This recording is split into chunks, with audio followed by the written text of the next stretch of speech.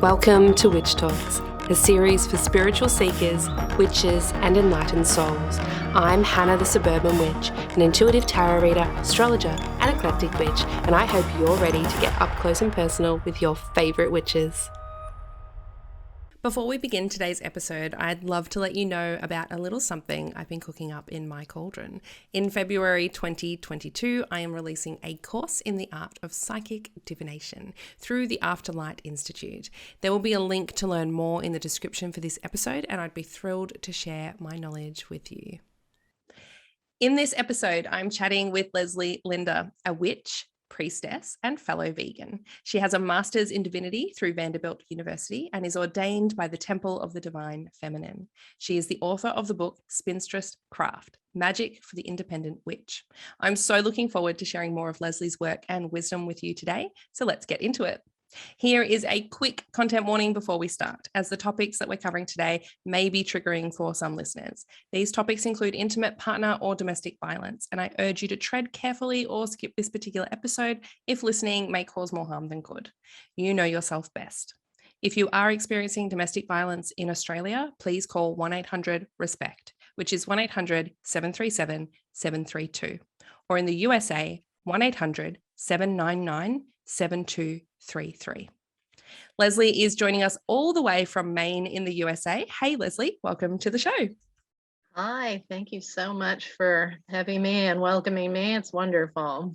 It's so great to have you here. Now, I'm sure you do so much more than what I've briefly introduced you as well. So do you want to start off by telling us more about the work that you do in the witchy world? Well, my goodness.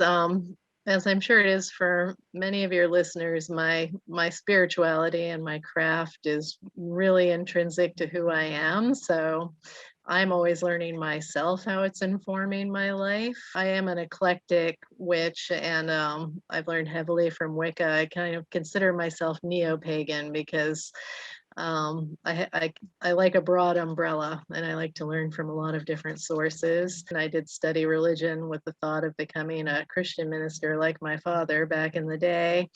Again, found I needed a broader umbrella, but as an activist, as you said, I am a vegan. I came to that very organically too, in a similar process, kind of tandem to my neo-paganism, although not exactly. And I think we'll talk about that more a little bit later. But my relationship to the rest of the earth and all life, both sides of the veil. So since 2001, since I graduated from theology school, I was casting about to find my role in the world. And I wound up working in the domestic violence prevention movement, is what we tend to call it here, or intimate partner violence is another shorthand term, but basically helping folks who've been dealing with coercive control in their home relationships. And so I've been working in rural Maine at a program like that since 2001. So this was my 20th anniversary at that work in September. And I became glad. I wasn't sure if I would stick with that work. It felt like a vocation, but I wasn't sure if I would try and move back into professional ministry through something like the Unitarian Universalists who welcome pagans into the covenant. I found that I could do my work in the world as a writer and as an activist and as an advocate, a victims' rights advocate, if my religion was empowering me from within and informing my work in those other ways, rather than trying to focus all of my attention on my religion, which kind of made it lose a little bit of its magic, if that can make sense, that somehow it was all mine when I wasn't having that kind of professional role full time. So that's kind of how it informs who I am very deeply. I love that. There's definitely a link there with your everyday stuff that you have to do and your spirituality and religion. I think it needs to be interwoven. That's how it should be lived, if that makes sense. Yes. Now, I have recently read your book, Witchcraft, and I am really keen for you to share your own story of how you found witchcraft. You've just hinted there about studying theology. So can you tell us a little bit about how you wound up becoming a witch? Yes. It was a very organic process again. I'll say first, to go back a little in my family history, my father, again, was a Christian minister, a United Methodist minister. So I grew up seeing my father in a clergy role as a religious leader. I didn't live with him. I lived with my mother in a different area. So I had kind of two tracks again. And my mom was a very eclectic spiritual person. Both of my parents have crossed over since then, so that's why I'm using the past pronoun. They're definitely still with me. My mom was very eclectic, and she was raised by really strong, independent women who I kind of consider the spinstress archetype. My great grandmother was a table tipping medium during the big spiritualism craze in the late 19th century I love here. that. I love that.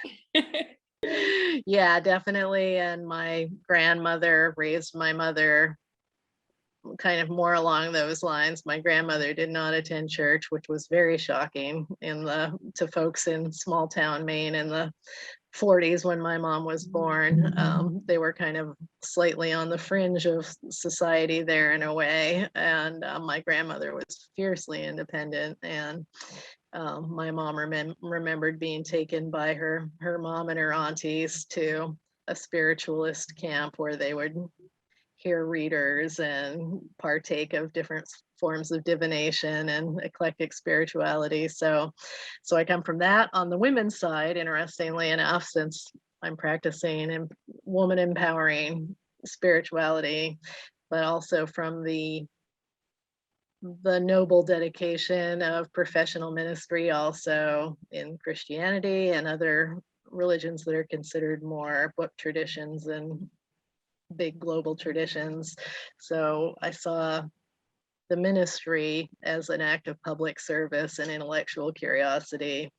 And I saw kind of more eclectic and female empowered spirituality more as the wild, unconstrained exploration of magic and intuition and empowerment, I think. Mm-hmm. That's fascinating. I love that red thread on your, matrilineal line being just so different from society. I think that's a great indication of what's to come for you. Yes, and I haven't hit how I found witchcraft yet, so I'll keep going a little. Continue, please. In my I kind of was feeling cast around a little in my Bachelor of Science degree. I was trying to figure out exactly what I wanted to do as a vocation, and because I did admire my father's vocation as a Christian minister in a fairly progressive Protestant denomination, I went that route and I explored it. And so after I got a kind of generic sociology degree in the end for my undergraduate degree, where I just kind of bagged up all the different kinds of studies I'd done and finally got a diploma because it was time. I think it took me 7 years to finish because I kept exploring and moving all over the United States, in different programs, exploring different tracks. And when I looked for a theology program, I found Vanderbilt because Oberlin Divinity College at Vanderbilt is a Master's of Divinity program. It's like Harvard in that way, which are two fairly unusual programs in the United States where they're not Christian denomination affiliated, which tends to be called a seminary. So they aren't owned by one Christian denomination, and there's more of a broad track available in those kinds of schools that are divinity schools. So Vanderbilt is where I went more because of the program than any connection to the college or Nashville, Tennessee, where it is. I had never lived there before, but so I went off to, as I had been doing, moving around the states chasing programs more than anything else, chasing myself, I suppose.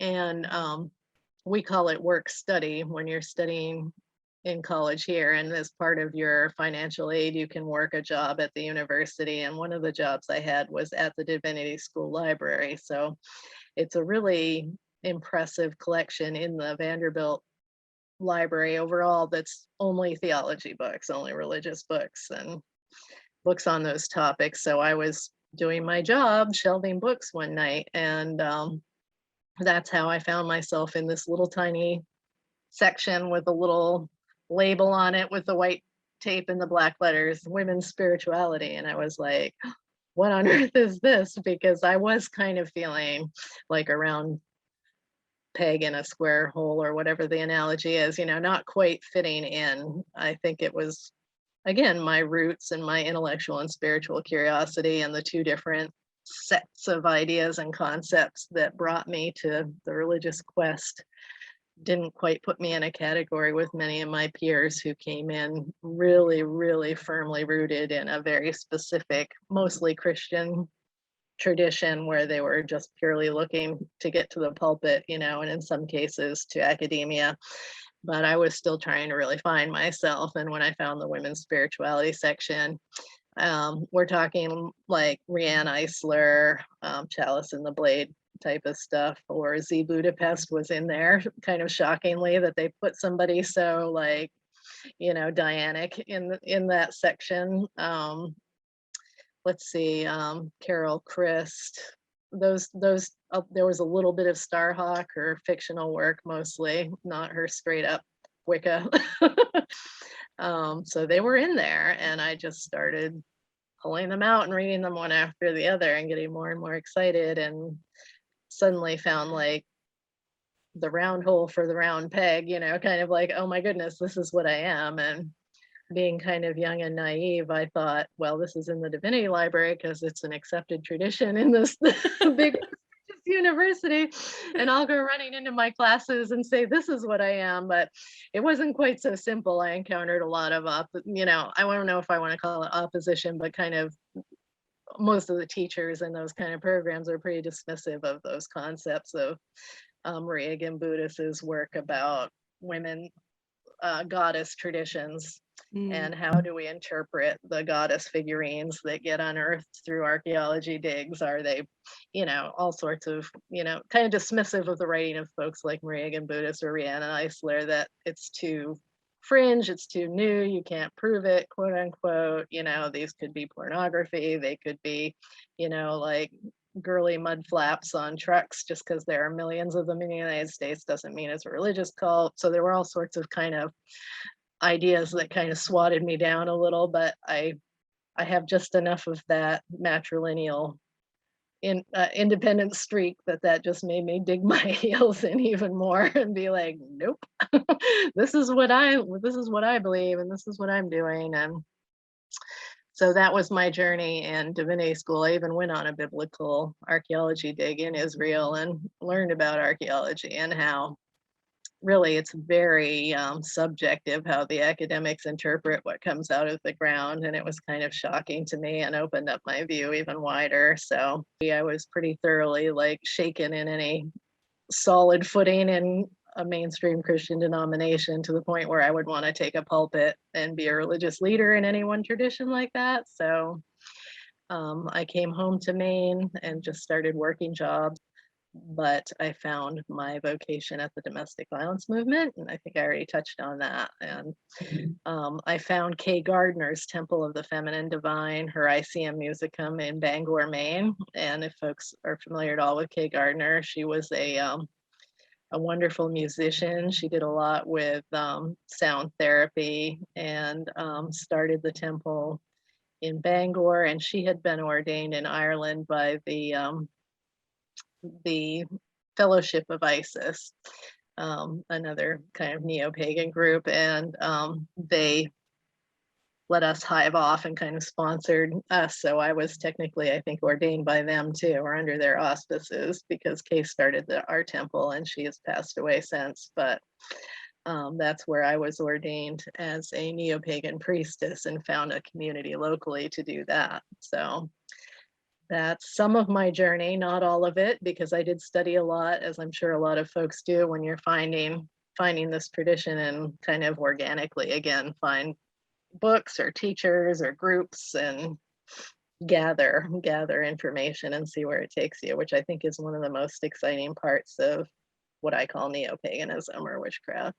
Yeah, I agree. Absolutely. And I'm curious, whereabouts did you find the inspiration for this book? And you mentioned that some of those books in the divinity section were, it's kind of more Dianic Wicca, which is very woman focused, and your book is too. Do you think that really shaped your own craft and then inspired this book to come out from within you?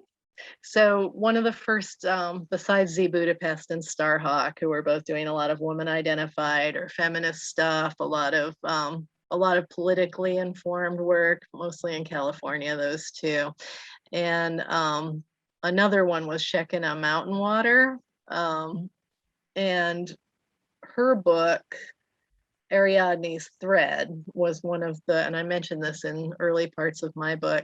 I did the whole book like a project with one of my best friends who was living in California at the time, and that was how I got a lot of support while I was in theology school. Is I had at least one friend who was interested in the same thing as me, and so the Ariadne's Thread book was it was also kind of Q plus, or I use the term Q plus for like queer friendly, like LGBTQ. And when you say Q plus in the States, you're leaving room for all the other letters that folks may want to claim in a spectrum like that. So Ariadne's Thread, her book, was Dianic, and it also talked about I believe she was talking about lesbian craft specifically, and how her own journey was informing her magic and her ritual and the way she related to the divine and her partners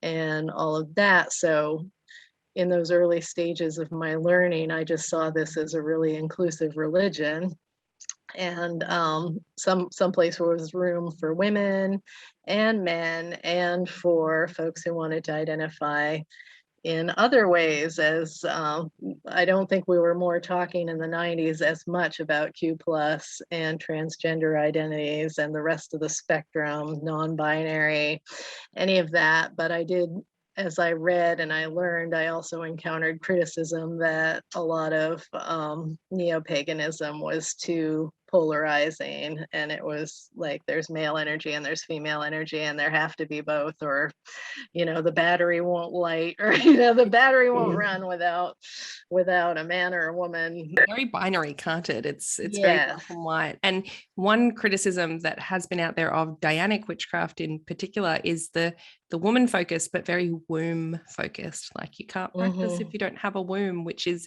absolutely incorrect. And I think it's fantastic that in your book you've included all inclusions of all women's and the way people identify, whether they're trans or non-binary, and flowing into that feminine side. So fantastic on that point. Wonderful. Thank you. And I don't know if we're going to touch on this again too, but you may notice, folks who look at the book, that women is spelled in a different way, with an X in it where there isn't normally one. And that's just my little signal, which Llewellyn was wonderful. I'm so supportive of like using that spelling, and taking a little bit of a risk, I feel like, to point out we're not just talking about a binary association of what women are. And I wanted to organize the book in Maiden, Mother, and Crone, but in Mother, I wanted to deal with folks who don't have children, and how we also embody the mothering energy, which can be a factor for men, non-binary folks, transgender folks, also, and just women who have not had biological children. I want to make room for everyone. I think that's fantastic. And it's something that you don't see a lot of. And I do think as well that using the term women with the X in there, I think it's fantastic, because it makes you stop and think, and it makes you reconsider. And being so frequently used in the book, it is a feminine book, right? It's about this feminine ideal and this feminine power. It makes you reconsider constantly the idea of what a woman is and what that pertains, and that it is wider and more open than what we've always been told. So I think that's great. And I love that Llewellyn was really supportive of that. And it could be seen as a risk, but I think it's a fantastic one. It's almost showing that this is the way we're going to lead forward. So other people can come into this space and also use this sort of terminology. And I will put it out there, if anyone is deciding to read the book and you do find it jarring or uncomfortable, lean into that. Why is it uncomfortable? What is it telling you about yourself? Look into it like a trigger, and we can look behind that and see what conditionings we've been led to believe about our idea of woman. Exactly. That's what I was going for. And I take some risks myself in working through that in the book in ways that I don't necessarily solve. Sometimes I think I trowel up some things about gender and sexuality and things like that I made absolutely no effort to resolve for the reader. I wanted to empower everybody the way I want to be empowered, to have a process through the book and do exploration. And like you said, lean into it. Oh, if there's something there that really excites you or really makes you nervous, lean into both of those, right? And see what's going on. I think that's one of the really exciting parts of neo-paganism or witchcraft, religion in general. I agree. I interrupt your listening pleasure to ask you if you're enjoying this podcast. I ask because this series is a labor of love, and if you like what you're hearing, consider signing up as a Patreon supporter to see its continued success. Not only will you receive exclusive access to my private Facebook group, but also monthly live readings and moon ritual worksheets. Head over to patreon.com/suburban witchery to sign up now. And now back to the show. And you call yourself a spinstress. I mean, it's spinstress craft. So can you explain a little bit about what that term means to you and what you were hoping it would embody through your work? Yeah, I came about that concept working on the project. It isn't something that goes way back for me, but it had been floating around because of the concept of the spinster, which women of my generation have encountered many times. It was definitely still, when I was growing up, it was a bad thing. You don't want to be a spinster. That's a terrible thing, and I looked more into the history of that word when I was preparing the book, but I already knew some of this, that it was used as a very derogatory term for an unmarried woman, and still is to a great extent. And I'd also heard folks like some of the folks like Z. Budapest, or folks of that generation of writing about women's spirituality, or Diana Craft. Mary Daly mentioned the spinstress in a couple of her books, Gynecology and the God as Father, I believe.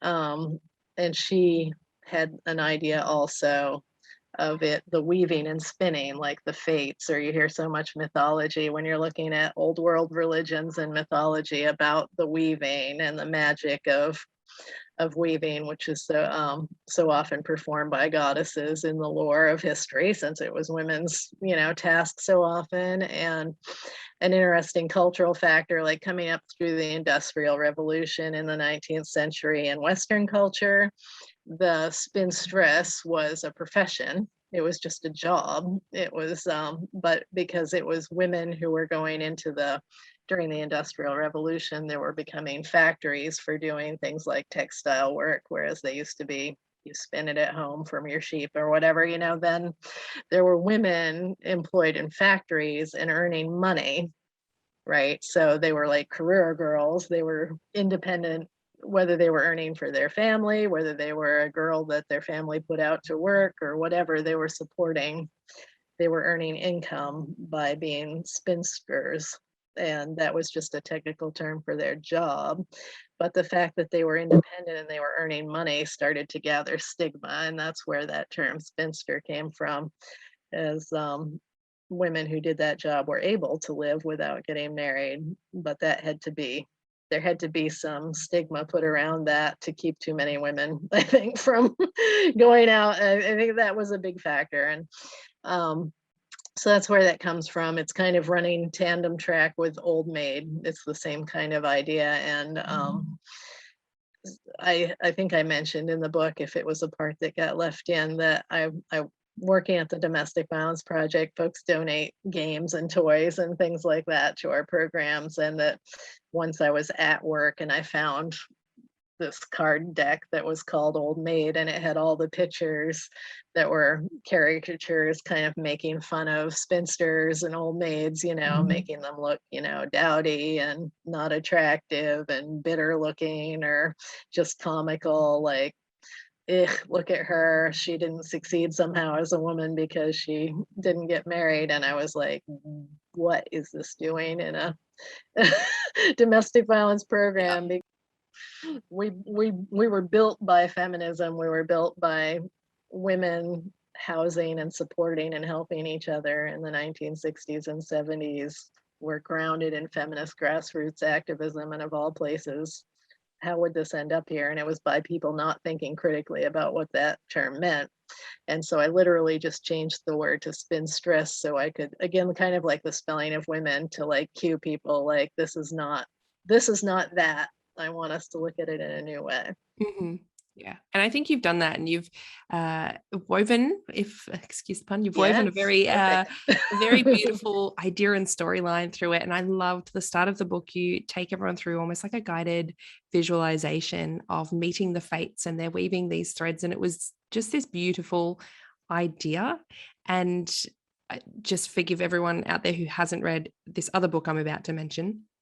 There's a book called The Wheel of Time by Robert Jordan, and there's a new series about to come out on Amazon Prime. I'm so excited. Anyway, it's a very, very intense fantasy novel series of like 14 books. But they often say in there, the wheel weaves as the wheel wills. And it just, that kept coming through when I was reading your book, as in like this idea of fate and being tied together with karma and destiny and all of those sorts of things, and having these little threads that we can pull out and change the color of this thread, and let's change the picture of how this all looks in totality, and how we join threads with another thread that might be coming into our lives and make a totally different tapestry over here. It was just this really beautiful idea and way of looking at our spirituality and our lives, and that we have control, but not total control. And it was just really cool. I really enjoyed that. Nice, it's a great visualization. Good. Oh, good. I'm very glad. Yeah. And I did also like the weaving aspect, just purely because my grandmother is a textile weaving artist. So she weaves, we've got many rugs in our house that she has woven for us and hand knotted and all of these things. I just think it's such a beautiful old artwork that people don't do anymore. So it's almost like bringing us back to that ancestral root, because it was something that women did for centuries and centuries, this spinning and weaving and textile and working with fabrics in that manner that is almost lost, but there's a remembering there.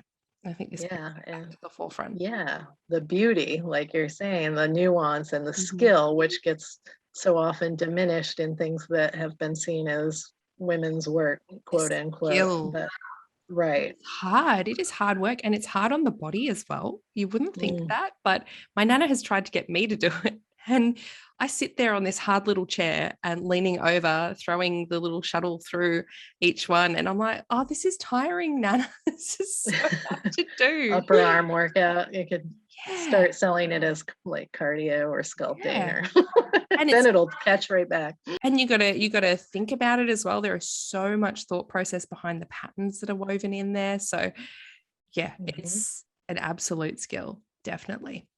Definitely. So now this book deals with the aspects of the triple goddess, so the Maiden Mother crone, and ways to tap into that energy. Which is your favorite energy to embody, and why? Well, I'm going to be hard to pin down again, but I think I moved through them, and I try to point this out in the book that I don't see them as related to chronological age, that the traits or the aspects of the human experience that I gather in those areas don't pertain directly to our biological age.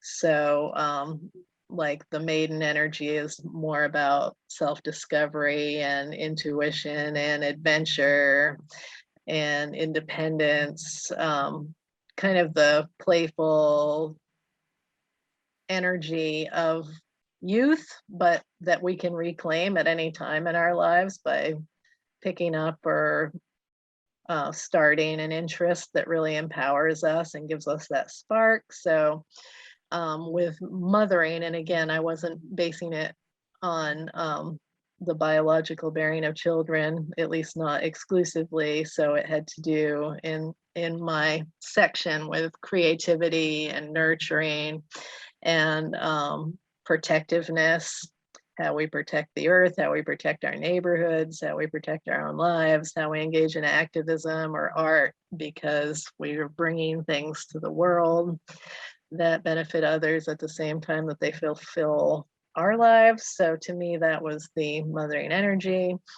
And again, talking about how it's important to note that even women who have born children don't always have the experience of raising them. So it really is so much more than just thinking about it, not to devalue that, but again, to broaden it. And to broaden the concept of women again also, and families. And for men that want to tap into that mother archetype as well. So that Mhm. that is something they can do. It's not, oh, what about the men? They're all left out. They're included in this as Right. well. Yeah, totally. And before I move on to the crone, I could say definitely the book occasionally does encourage, like, and so there are men are always their fathers, brothers, uncles, all, there's all a spectrum, lovers. There's a full spectrum of male identity, that can interact with, this material. There's also, of course, the non-binary, where we might claim we might be more closely affiliating with more of our male identified aspects. We might prefer to explore that identity for ourselves. There's just, I'm trying to broaden it in there, and there is a meditation for encountering the god, the male divinity, in the book also. I think it's in the mother section, but it's not exclusively about and for women, although I'm trying to make the space where we can explore the identity of women. So it's not totally exclusive, but you have to pick a spot to stand somewhere, and it can't cover totally everything. But for the crone section, it's more about, I tried to add material in there about expertise and claiming our authority and our sovereignty. So it's about more owning our power. My section on the crone aspect, it's about experience. It could be a corporate executive can claim that expertise, not being afraid to claim our power, not feeling like our power or our authority or our expertise are somehow vices or something that we shouldn't be very proud of, because gosh, that wouldn't be nice of us, so the old socialization kind of things.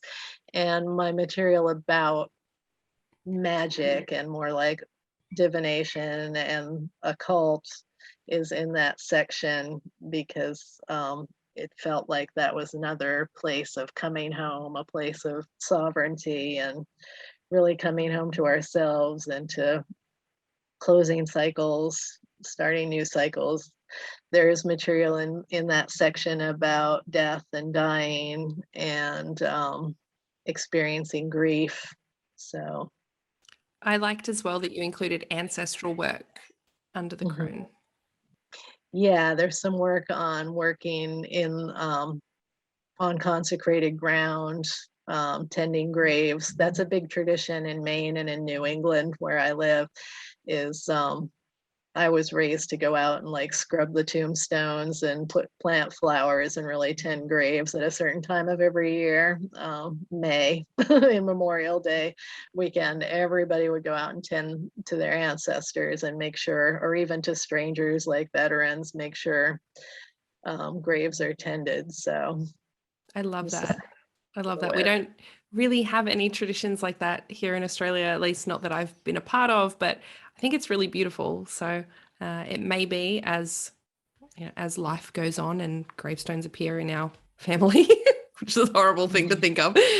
Maybe that's something that we could embody as well. Because I thought that was a really beautiful tradition to go there and clean the graves of your loved ones, and again of veterans as well. And I think it's a really nice way to bring that crone energy in, that Mhm. elder, wiser energy. It's nice. Yeah. It was Yeah, actually, I think that was my wonderful. favorite part of the book, the whole crone section.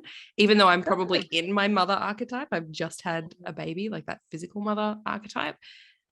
But the crone section was really like calling to me. So interesting that you Mhm. can weave through all of them in similar times. I really think you can. Yeah, that's an excellent example. It's like it's really not about your age or even one thing that you're really focusing on right now. You're still always kind of sampling from the different aspects of the goddess. And I wasn't even sure whether to organize the book like that, but I thought, well, this is a way again to broaden all of these concepts. So that's why I decided to use them.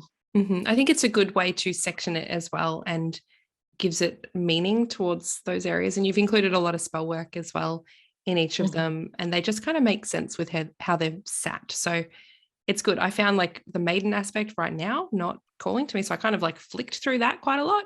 And then Mhm. crone, I was like inhaling all of the words. So I think Nice.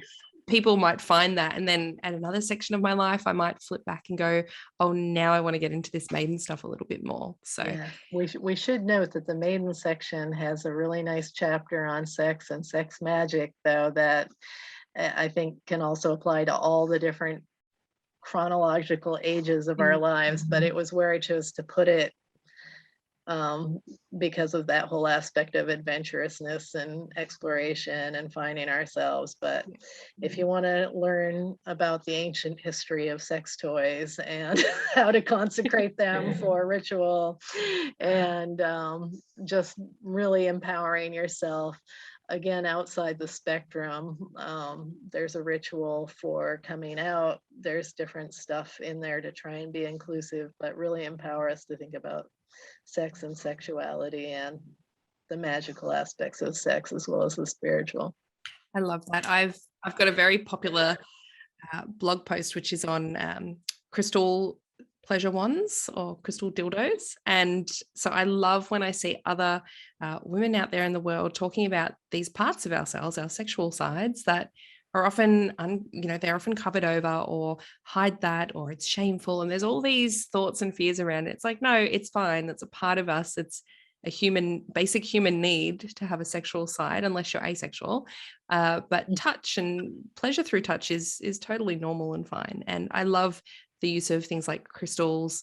You mentioned yoni eggs a lot in there. Yeah. And then, crystal pleasure wands and that sort of thing. As long as you're safe around the type of crystal, please don't use something like a selenite wand. That is Yes. not going to go down well. So if you want more info on safety on that, read that blog post I wrote. But yeah, I think it's a great way to incorporate that energy into your spiritual practice as well. Awesome. Now, lastly, I wanted to talk about the fact you're vegan too. And a small caveat here, I too am vegan, and this is not meant to be a we're better than you or you need to do what we're doing type of question. That's definitely not my intent for anyone listening. But I am curious to hear if being a vegan plays a part for you, Leslie, in your spiritual practice, because it definitely does for me. So how does that sort of fit with your spiritual worldview? Yes, I think it's great that you asked that, and I didn't realize that you were also vegan before we just met. But again, like my neo-paganism, my veganism really informs who I am at a really deep level, and it's completely inseparable from my religion, um, and my moral compass. And again, that's just my personal stance. Just like I love the religion that my dad practiced, but I found my home in a slightly different area, to really put my roots down into, and that's my veganism also. And it's interesting that you asked how connected they were. They're so connected that I wrote a manuscript, a several hundred-page manuscript called Harm Ye None, which is about neo-pagan vegans. And I was marketing that when I submitted it to Llewellyn, and they said, um, we're not really ready to do this right now, but we like your writing style. So can you pitch us some other ideas? And in this mad scramble to pitch an idea, well, they suggested some things like writing about hand fasting or and I wasn't sure, it took me a little bit, but I thought, and then that's when I came up with the idea for Spinstress, to incorporate women's empowerment and politics and religion and all of that. But I was selling a vegan pagan book at the time, and in in gathering all of that, I studied ancient pagans and oh, Pythagoras, of course, is one of the early ones, that folks who interacted with our relationship with non-human animals. And I use that term deliberately, like many vegans, to say I consider humans animals. I don't think that we're separated from the ecosystem, and that informs my paganism also. So, studying actually a lot of ancient Western pagans wrote about other animals and our relationship to them, and practiced some form of vegetarianism, many of them. The term before the 1850s for a person who didn't eat meat was Pythagorean in a lot of places because of Pythagoras. And then in the 1850s, somebody came up with the term vegetarian, but they're so intrinsic, and ancient pagans were talking about this stuff, and they're just so deeply connected. But the Sanskrit traditions use the term ahimsa, which means injure none. And so and it's prominent in yoga and some other, traditions, where it's like most good, least harm is the concept of ahimsa. And as a neo-pagan who was influenced by Wicca, and I was thinking, oh, the reed is harm none. So they seemed very similar. And in playing with that, that's where my concept for that book came from. And one of my fellow Mainers, Zoe Weil, her name goes to one of the Unitarian churches nearby, but wrote a book called Most Good, Least Harm. And I really liked that concept of I am an ethics-based vegan. That's why I'm doing it, because of my belief system. I'm not, doing it only for personal health. That's an added benefit to why I do it. But the concept of most good, least harm, and I explained in that manuscript and went through this whole process that I think that the practice of harmlessness in my veganism is it's not meant to be perfection. In fact, I think I agree. right. In fact, trying for perfection causes harm in ways, because it can push us off the path because we can't be perfect, or it can make others feel like, well, if you can't be perfect, then there's no point in doing this. And there's various reasons why I think the very idea of perfectionism causes harm. So it isn't a part of my practice, but I see veganism is kind of a measuring stick or a ruler for trying to make my daily choices of least harm. So. Yeah. What came first for you? Was it your spiritual witchcraft practice, or was it veganism, or did they happen at the same time? They kind of started to happen at the same time, but I was still doing battle with cheese. I think cheese is the last one to go for everyone. Maybe eggs, and like hidden eggs too. But yeah, I was vegetarian. I was what they call here ovo-lacto vegetarian. I don't know if that's a broad term, but so I was still eating eggs and cheese, but had gone completely off of meat at the time when I described earlier of finding those books in the divinity school. And it took me a while to work my way into veganism. I started meeting some vegans and try and wrap my head around letting those other things go and experimenting. It took me a few years. And then one of my other friends just said, hey, it was actually 2011. So it took me a while to completely go vegan. But the same friend that I did the Shekinah Mountain Water book with, actually, important friend, her name's Gwen. Hi, Gwen.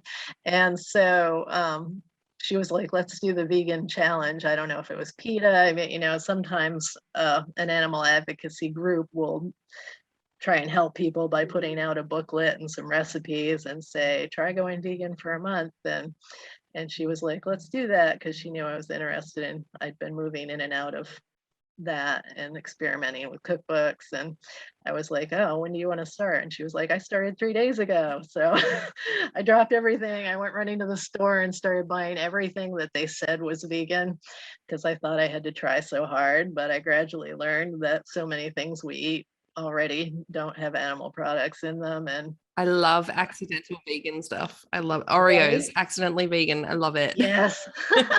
And that's what I talk about that in that manuscript too, is that I learned, and I started to think, well, really most of us, if you think about it, we have a rotation of foods that we like, and we only occasionally experiment wildly outside of our normal menu. So once I had learned what I liked and what I normally bought that was vegan, and I focused on that, all the difficulties of choosing what to eat just kind of fell away, and I was off and running. So Yeah, definitely. It's funny. I went vegetarian first. So I was vegetarian, and it was probably just after my spiritual awakening had started, I guess, that I decided to go vegan. And I'm a very strange, my husband hates me for it because I make decisions inside my own head before I tell anyone else about it. And then suddenly I'm like, by the way, I'm vegan now. And he's like, what? When did this happen? How long have you been processing this information? right. I'm like, oh, yeah, I've been thinking about it for like 3 or 4 months. And then suddenly I've decided now. He's like, you could have communicated that. So I'm working on that communication side because it just kind of goes, it's like a little an earworm. It gets into your head and you think, oh, maybe I should, no, I don't know. We'll just think about it. And then suddenly it's becomes a part of your identity. Yep. But yeah, I think for me personally, going vegan was instrumental in my own spiritual awakening. I actually found differences in how I could perceive energy and in my psychic work and in my readings and things like that, which I'm not saying people have to do that to upskill in that level, but I think I felt so much more aligned in my own values, like I was living my morals, that it just helped strengthen me from the inside out, which was fantastic. And again, I absolutely agree on your idea of that whole perfection thing. I mean, there is animal products in most medications, and so I have a medical clause. I just don't look it up for medications because if I need the medication, I need the medication. It's fine. I ate all that stuff my whole life. A little bit more, if it has to happen, it has to happen. So very, very much in that fluid sort of range around a few things. So yeah, I think it's good that you make that point, but it can be separate from spiritual practices. But everyone that I've spoken to predominantly that has a witchcraft or at least an earth-based religion, I've found that they've said it absolutely forms a really strong part of their religious views. Yeah. Not that I ascribe to his personal decisions in a lot of his life, but the poet Percy Shelley was kind of an early plant-based eater that we later said, oh yeah, well, he was basically vegan, but he wrote this very pagan poem called Queen Mab, and it was so vegetarian that he had to write a guidebook to help people understand it. So his book, Vindication of Natural Diet, and you can get it online. He goes through all the philosophers who are mostly ancient Western pagan philosophers that he learned why he didn't want to eat animals and why it was better for the environment and food insecurity and justice and environmentalism. They were talking about all of that in the early 1800s. So Vindication of Natural Diet as a handbook to help people understand the poem Queen Mab. He got into all of that. Wow. And that's so long ago as well. And yet people these days are still like, what is this new age veganism thing? Right. It's so old. And there's religions, like, I mean, you've got Buddhism, you've got Hindus as well. Yeah. There is Seventh-day Adventists are vegetarian. Like there are so many religions that are really, well, Seventh-day Adventist isn't that old, but Hinduism is absolutely, Buddhism, super ancient religions, and they've been living vegetarian for a very long time. So it's not a new thing. It's not that scary. Yeah. We're not going to die of protein deficiency. Nope, definitely not. I eat like a queen. Ditto. Awesome. All right. So that's pretty much all I wanted to talk about today. I'm really, really grateful that you were able to come on and chat with me about your book and your views on incorporating all forms of women into Spinster's craft. It's been very fascinating. Thank you for sharing your story. Can you let us know where people can find you online if they wanted to get in touch with you or see the work that you're doing? Yeah, the book is posted on Llewellyn's website, Spinster's Craft, but I have my own website, and to keep it simple, I actually do have the domain name, which is just Leslie J. Linder, just like my book title, .com. So fantastic. I will pop that link in the description as well for the episode. So if you haven't yet, please leave us a rating and review, especially on Apple Podcasts. It helps so much. If you would like to book in with me for a tarot or astrology reading, you can do so at suburbanwitchery.com. You'll also find me as Suburban Witchery on Instagram, Facebook, TikTok, Twitter, and YouTube. I'm in all the spots. Thank you very much for listening, and we hope you have a lovely day wherever you are in the world today. Bye for now.